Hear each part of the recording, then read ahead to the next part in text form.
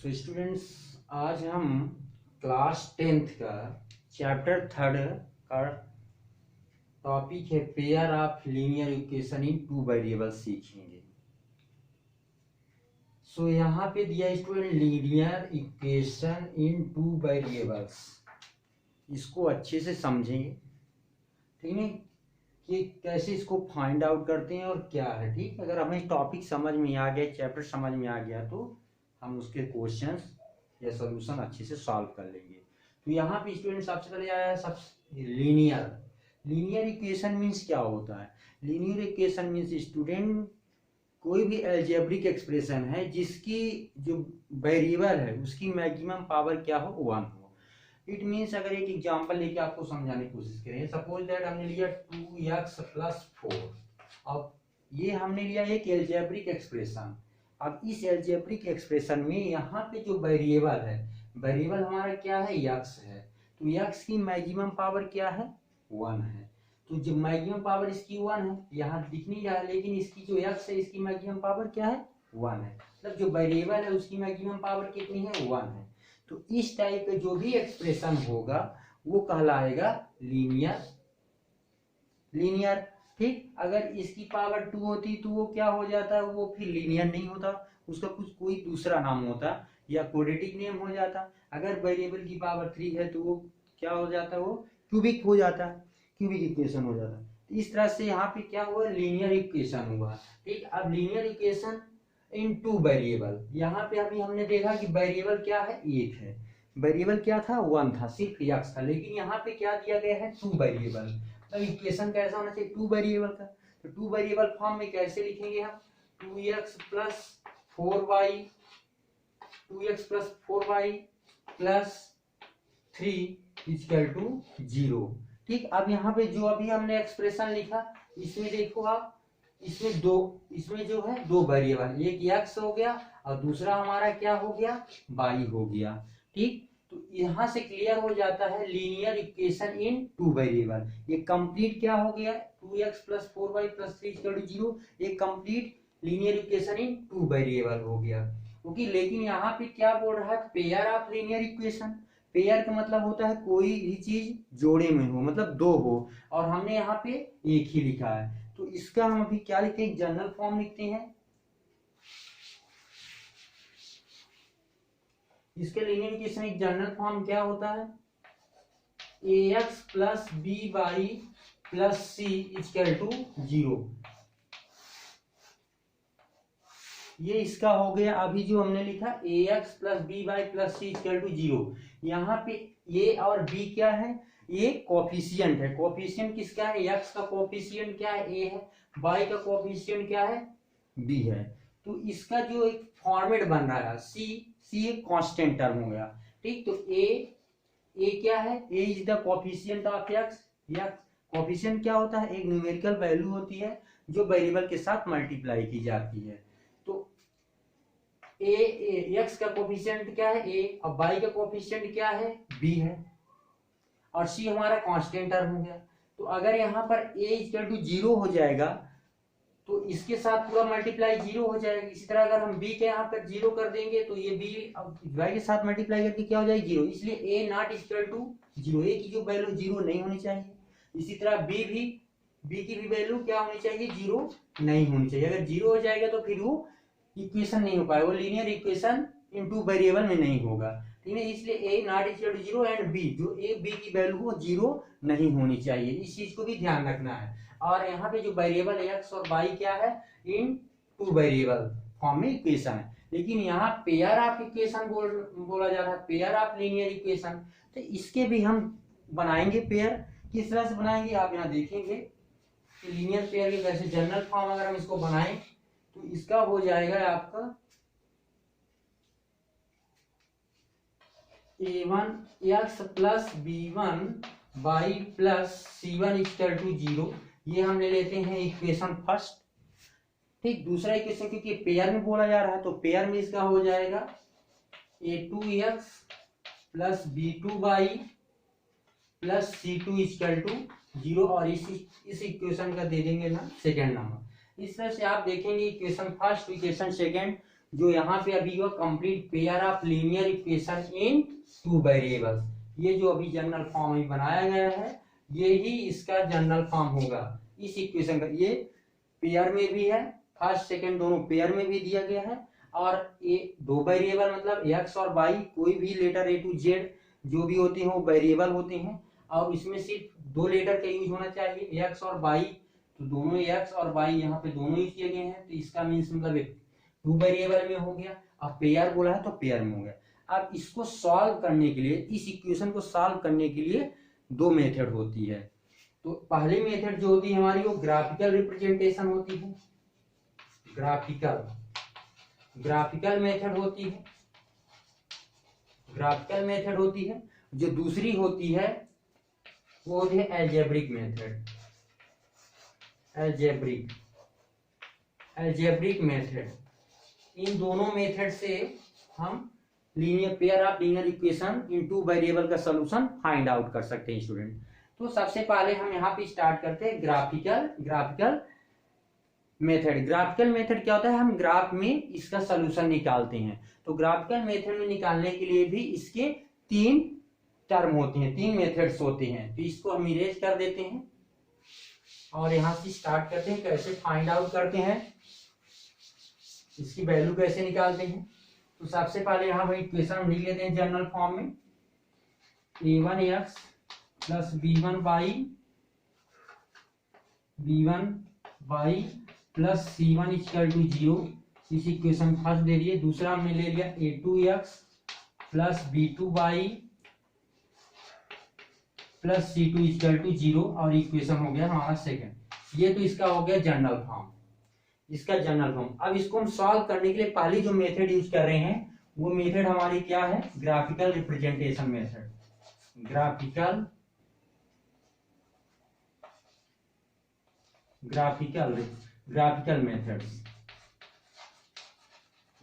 Method. इस method के use करके हम इसका सॉल्यूशन निकालेंगे जो हमारा pair of linear equation in two variable में दिया गया है। तो इसके लिए हम क्या करते हैं, पहला जो होता है इसको अच्छे से ध्यान रखना है। जो फर्स्ट होता है इसका वो होता है, यहां से हम क्या करेंगे, जो कोफिशिएंट हैं उनको रेशियो फॉर्म में लिखेंगे। जैसे मान लीजिए पहला लिख रहे हैं a1 upon a2 equal to b1 upon b2। यहां से हम क्या करेंगे, पहले दो कोई भी linear equation in two variables का हम कोई इक्वेशन लेंगे। तो हमने इक्वेशन यहां से ले लिया, suppose that 2x plus 3y plus 4 equal to 0। हमने इक्वेशन ले लिया फर्स्ट, एंड सेकेंड एक इक्वेशन और ले लेंगे 3x plus 4y plus 5 equal to 0। ये हमारा सेकेंड इक्वेशन हो गया। यहाँ से हमने दो इक्वेशन बना लिया। अब यहाँ पे रखेंगे, यहाँ से कंपेयर करेंगे कि x का कोएफिशिएंट क्या है, 2 है, और ठीक पहले वाली इक्वेशन में क्या है, a1 क्या है, यहाँ पे 2 है। तो यहाँ पे हम इसको देखेंगे a1 मतलब 2, तो 2 हमारा क्या हो जाएगा 2, a2 क्या है यहाँ पे 3 इक्वल टू b1 क्या होगा, b1 मतलब y का कोएफिशिएंट होता है। तो यहाँ पे y का कोएफिशिएंट क्या है 3 है, तो 3 रखेंगे अपान, फिर इसका b2 दिखा, b2 मतलब होता है सेकंड जो इक्वेशन होता है उसमें y का वेरिएबल क्या होता है अपान में 4, और यहाँ हम देख रहे हैं कि 2 upon 3 not equal to 3 upon 4। ठीक, तो यहाँ पे क्या रख देंगे, a1 not equal to a2 upon b1 upon b2। अगर इस कंडीशन को आ जाता है, यहाँ फॉलो नहीं करता, तब कैसे ग्राफ बनेंगे। सपोज दैट इसके दो हम जब ग्राफ रिप्रेजेंट करेंगे तो इसके दो लाइन बनेगी, इस इक्वेशन की दो लाइन ग्राफ में बनेगी, और वो कैसे बनेगी, इंटरसेक्टिंग करते हुए बनेगी, इस टाइप बनेगी। सपोज दैट ये दो लाइन बनेगी और इस लाइन को हम क्या बोलते हैं, इंटरसेक्टिंग लाइन बोलते हैं। तो इसका जो पहला कंक्लूजन निकला तो वो क्या निकला, फर्स्ट तो होता है कैसी लाइन बनेगी, इंटरसेक्टिंग लाइन बनेगी, इंटरसेक्टिंग लाइन होगी, इंटरसेक्टिंग लाइन होगी। और जो दूसरी चीज होगी, अब इसके कितने सोल्यूशन निकलेंगे ये भी बताना है कि इससे सोल्यूशन कितने निकलेंगे, 1 निकलेंगे, 2 निकलेंगे या माइनस सोल्यूशन निकलेंगे।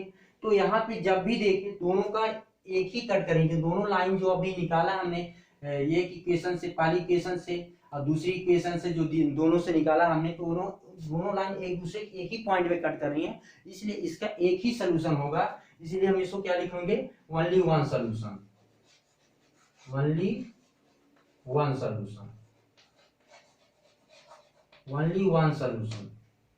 इस तरह से हम क्या देखें कि अगर a1 upon a2 not equal to b1 upon b2 है तो उसको कैसे, उस ग्राफ में कैसी लाइन बनेगी, इंटरसेक्टिंग लाइन बनेगी। उसका सोल्यूशन कितने निकलेंगे, सिर्फ एक सोल्यूशन निकलेगा, मतलब यूनिक सोल्यूशन हम बोल सकते हैं, या ओनली वन सोल्यूशन निकाल बोल सकते हैं। इस तरह से हमारा एक ये कंप्लीट हुआ। अब दूसरा आता है, इसको इरेज करेंगे थोड़ा सा।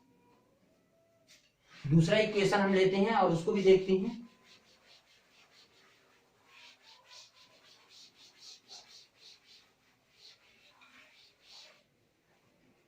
दूसरा हमने ले लिया इक्वेशन, मान लीजिए आप ले लिए, दूसरा सेकेंड नंबर हमने ले लिया 3x 2x plus 3y plus 4 equal to 0, equation first ले लिया। दूसरा हमने ले लिया 4x plus 6y plus 8 equal to 0, ये इक्वेशन सेकेंड ले लिया। और जो सेकेंड नंबर होता है उसको फॉर्मेट, अब यहां से हम कंपैरिजन करेंगे। तो सेकेंड नंबर क्या होता है, a1 upon a2 equal to b1 upon b2 equal to c1 upon c2। तो a1 यहां से कंपैरिजन करेंगे, a1 क्या है यहाँ पे 2 है, a2 क्या है यहाँ पे 4 है, तो 2 अपान 4 हो गया। दूसरा b1, b1 मतलब हो गया y का कोफिशिएंट यहाँ पे 3, तीसरा b2 मतलब हो गया सेकेंड इक्वेशन का y का वेरिएबल, y का कोफिशिएंट यहाँ 6 हो गया, equal to c1 upon c2 constant term होता है, यहाँ पे हो जाएगा 4 अपान 8। इस तरह से इसको सॉल्व करेंगे, 2 1 जा 2, 2 2 जा 4, 1/2, 3 1 जा 3, 3 2 जा 6, 1/2, 4 1 जा 4, 4 2 जा 8। क्या आ गया यहाँ पे 1 upon 2 equal to 1 upon 2 equal to 1 upon 2। तीनों का सेम आंसर आ रहा है। तब यहाँ पर हम कह सकते हैं a1 equal to a2, b1 equal to b2 and c1 upon c2, c1 upon c2 तीनों को वैल्यू जब इक्वल है तब इसके क्या क्या कंडीशन निकलेंगे। इसकी जो लाइन बनेगी ग्राफ में, तो कैसी लाइन बनेगी, एक दूसरे को ओवरलैप, इस इक्वेशन की और इस इक्वेशन की जो लाइन बनेगी तो सीधे लाइन कैसे बनेगी, एक तो ये हो जाएगी और इसी पे एक और बनेगी, मतलब एक दूसरे को ओवरलैप कर जाएगी, एक दूसरे को कवर करते हुए लाइन बनेगी। ठीक, तो इसका जो निकलेगा तो ये हो जाएगा कोइंसिडेंट लाइन। इसका जो लाइन बनेगी उसको हम क्या बोलेंगे, कोइंसिडेंट लाइन, कोइंसिडेंट लाइन कहेंगे। कौन सी लाइन हो जाएगी, कोइंसिडेंट लाइन मतलब एक दूसरे को कवर करते हुए। और जो इसका सोल्यूशन निकलेंगे, इसके जो सोल्यूशन निकलेंगे वो मैनी सोल्यूशन निकलेंगे, मैनी सोल्यूशन, मैनी सोल्यूशन। इसके जो सोल्यूशन निकलेंगे तो मैनी सोल्यूशन निकलेंगे। क्यों मैनी सोल्यूशन, क्योंकि ये लाइन कई बार एक दूसरे को टच करते हुए जा रही है, इसलिए यहाँ पे मैनी सोल्यूशन निकलेंगे। और ग्राफिकल रिप्रेजेंटेशन क्या होगा, लाइन को जब हम ग्राफ में रिप्रेजेंट करेंगे, एक लाइन दूसरे लाइन को ओवरलैप करते हुए मींस कवर करते हुए निकलेगी। इस तरह से इसके मैनी सोल्यूशंस निकलेंगे। अब नेक्स्ट होता है थर्ड नंबर।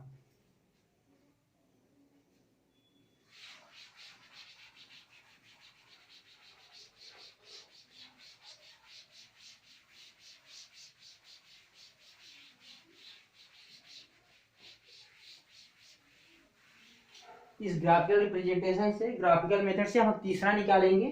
थर्ड नंबर हो गया हमारा a1 upon a2 equal to b1 upon b2 not equal to c1 upon c2। अब हम इस तरह से कोई दो लीनियर इक्वेशन ले लेंगे पेयर में। तो एक हम ले लेते हैं 2x plus 3y plus 4 equal to 0, और ये फर्स्ट इक्वेशन हो गया। दूसरा हमारा हो जाएगा 3x plus 6y minus 5 equal to 0, equation second हो गया। इस इक्वेशन को हम इसके अकॉर्डिंग कंपेयर करेंगे और चेक करेंगे। तो यहाँ पे हो जाएगा a1 अपान a2 मतलब 2/3 इक्वल टू 3/6 मतलब b1 अपान b2 तो 3/6 equal to c1 upon c2। c1 यहाँ पे 4 है, c2 क्या है -5। अब यहाँ पे इसको सॉल्व कर लेंगे, 2 1 जा 2, सॉरी यहाँ पे 4, तो यहाँ पे हो जाएगा 4, 2 1 जा 2, 2 2 जा 4, 3 1 जा 3, 3 2 जा 6, बट ये नहीं कट ओवर कर हो रहा है। 1/2 equal to 1/2 not equal to 4/-5। यहाँ हम देख रहे हैं स्टूडेंट, इन दोनों का तो सेम आ रहा है, पहला दूसरा तो a1 इक्वल टू a2 है, लेकिन b1/b2 not equal to c1/c2। जब इस तरह की कंडीशन आती है इक्वेशन में, तब उसको फार्मूले में क्या लिया, a1/a2 not equal to b1/b2 not equal to c1/c2। और जो लाइन बनती है वो कैसी लाइन होती है, जो इन दोनों इक्वेशन की जो लाइन बनेगी ग्राफ में, वो किस टाइप की लाइन बनेगी, पैरेलल लाइन। तो कैसी लाइन बनेगी, पैरेलल लाइन बनेगी, पैरेलल लाइन होगी। कैसी लाइन बनेगी ग्राफ में, पैरेलल, मतलब हो गया एक दूसरे को कभी नहीं कट करेंगी। इस टाइप की हमारा कोई ग्राफ बनेगा, ठीक, एक दूसरे को पैरेलल रहेंगी, कभी एक दूसरे को कट ही नहीं करेंगी, टच भी नहीं करेंगी। तो इसके कितने सोल्यूशन निकलेंगे, नो सोल्यूशन, मतलब जीरो सोल्यूशन, एक भी सोल्यूशन नहीं आएंगे। तो हम क्या कह सकते हैं कि नो सोल्यूशन, नो सोल्यूशन। इस तरह से अभी हमने सीखा ग्राफिकल मेथड से linear equation in two variable को कैसे फाइंड आउट करते हैं, ठीक। अब अगला जो रहेगा, तो जो सेकंड मेथड है, सेकंड मेथड आपकी क्या है, अलजेब्रिक एक्सप्रेशन, उसके थ्रू हम फाइंड आउट करेंगे इसके सॉल्यूशन निकालना। सो स्टूडेंट्स, नेक्स्ट वीडियो में हम आपको बताएंगे कि linear equation in two variable का जो अलजेब्रिक मेथड है, उससे हम कैसे फाइंड आउट करते हैं इसका सॉल्यूशन। सो आज के लिए इतना ही स्टूडेंट, थैंक यू।